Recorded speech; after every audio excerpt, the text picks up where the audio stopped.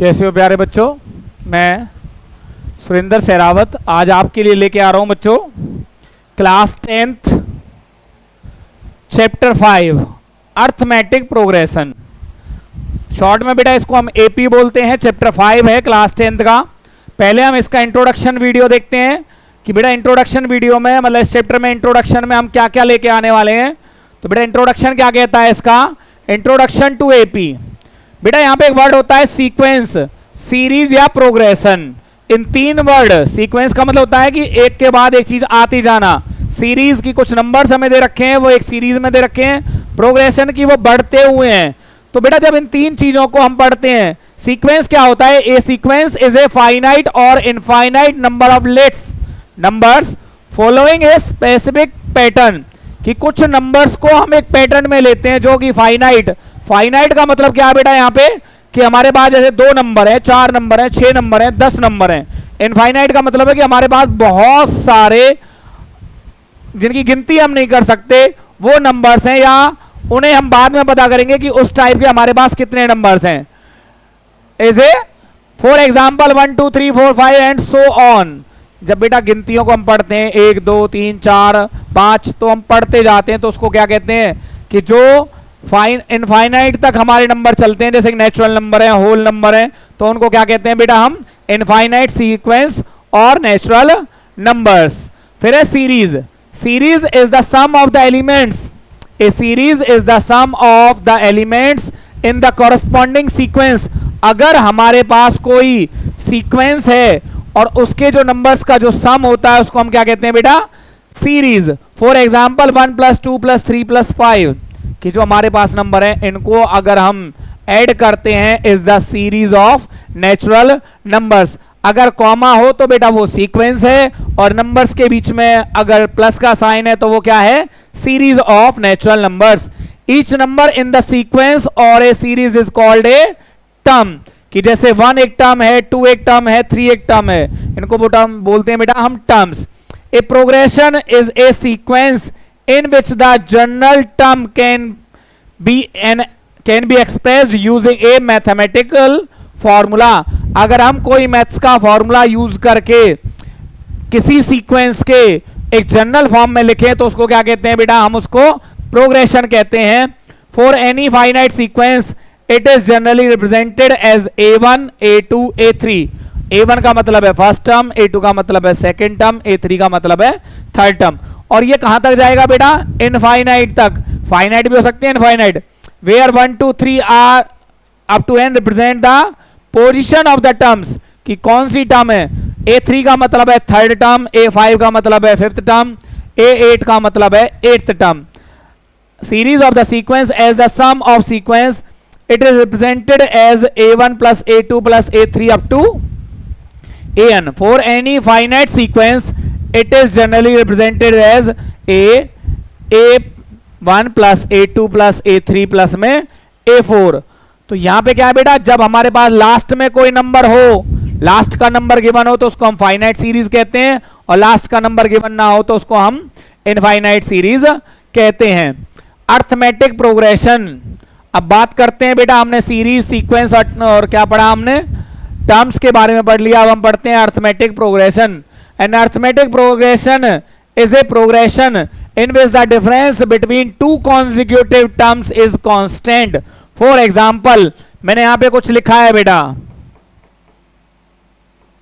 आपको जो नंबर दिखाई दे रहे हैं इनमें 5 10 15 20 इट मींस इनमें 5 का गैप है। मैं यहां पे एग्जांपल और रखता हूं बेटा, 7 14 21 28 इनमें ये मैंने 7 की टेबल लिख रहा हूं।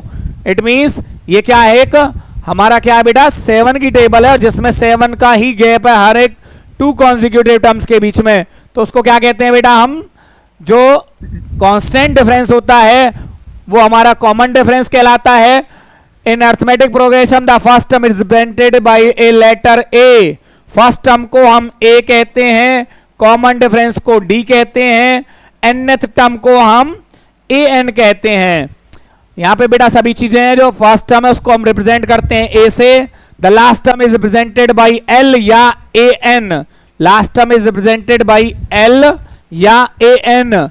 The common difference between two terms is represented by d and the number of terms is represented by the letter n. N का मतलब क्या है बेटा यहां पे number of terms.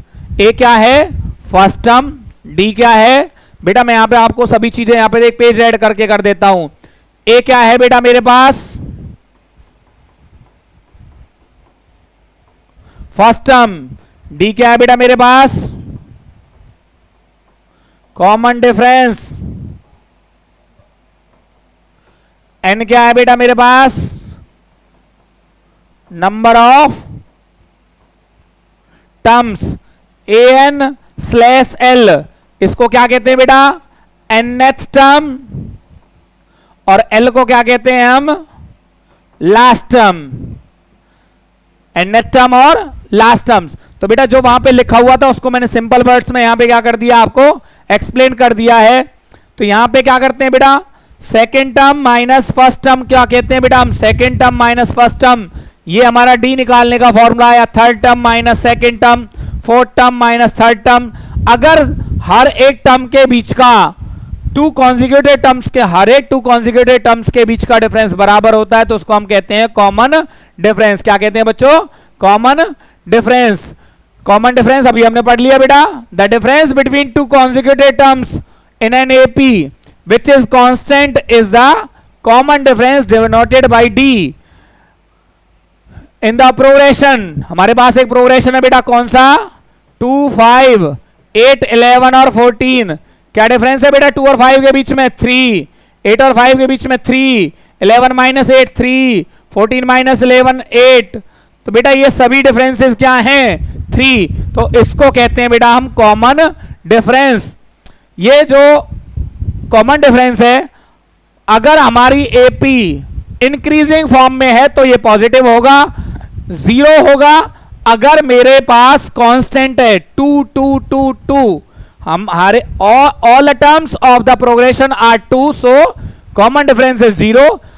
Common difference negative होगा अगर हमारा जो एपी है वो डिक्रीजिंग फॉर्म में है, जैसे 8 7 6 5 4। यहां पे चेक कीजिए बेटा 7 और 8 के बीच में क्या डिफरेंस है -1, 6 और 7 के बीच में -1 -1 -1। ये क्या है मेरा ये कॉमन डिफरेंस नेगेटिव है क्योंकि ये डिक्रीजिंग फॉर्म में थी, ये इंक्रीजिंग फॉर्म में है तो मेरा पॉजिटिव होगा कौन।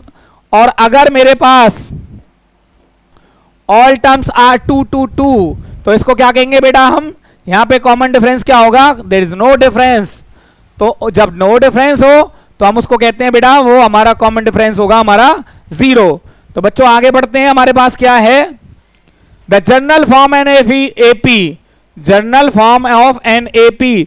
बेटा हम एपी कैसे फाइंड आउट करते हैं, देखिए पहली टर्म होती है ए, अगर उसमें कॉमन डिफरेंस ऐड कर देता हूं तो वो होती है बेटा a plus d, then a plus 2d, a plus 3d, और ये कहां तक होता है बेटा अप टू an। तो जब इसको हम पढ़ते हैं where is the first term d is the common difference, तो हमारे पास ये क्या है general form of the AP.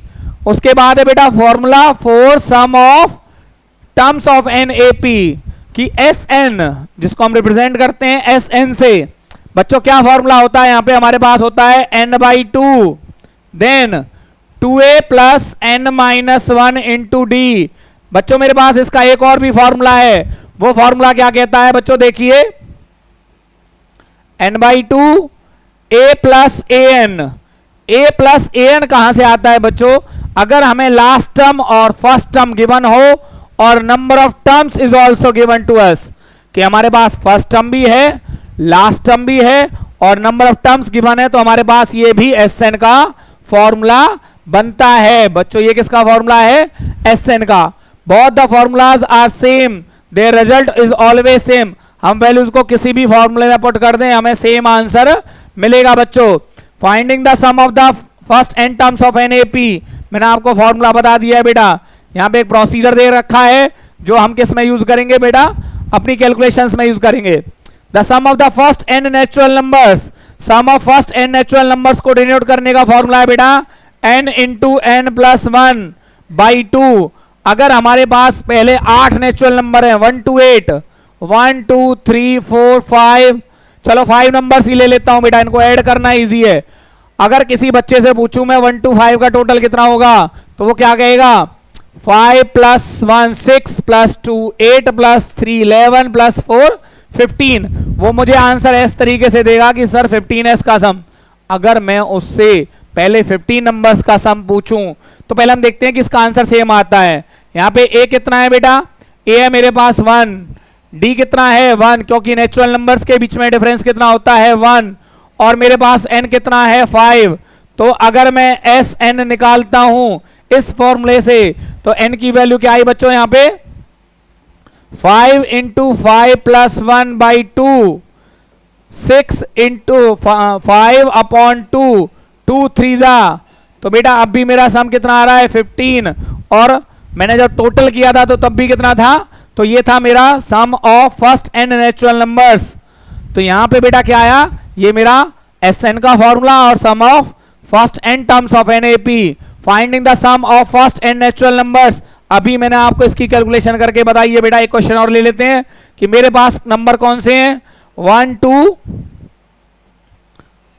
2 3 4 5, और मेरे पास है बेटा यहाँ पे 15 टर्म्स। कितनी टर्म्स है बेटा ऐसी मेरे पास, 15 टर्म्स। तो जब मैं इनका सम निकालूंगा तो क्या आएगा बेटा, मेरे पास है n 15 × 15 + 1/2 15 × 16/2 बेटा 8 जा।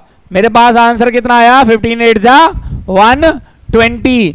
तो ये था बेटा मेरा क्या है, इंट्रोडक्शन ऑफ दिस चैप्टर। क्या है बेटा यहाँ पे, इंट्रोडक्शन ऑफ दिस चैप्टर। यहाँ पे मैंने इन्हीं सभी चीजों को कि फर्स्ट टर्म को क्या कहते हैं बेटा, हम आपको बता दिया मैंने। ए कॉमन डिफरेंस को क्या कहते हैं, D general form of an AP क्या होता है बेटा, ए प्लस डिफरेंस, फिर सेकंड टर्म प्लस डिफरेंस मतलब a + 2d a + 3d।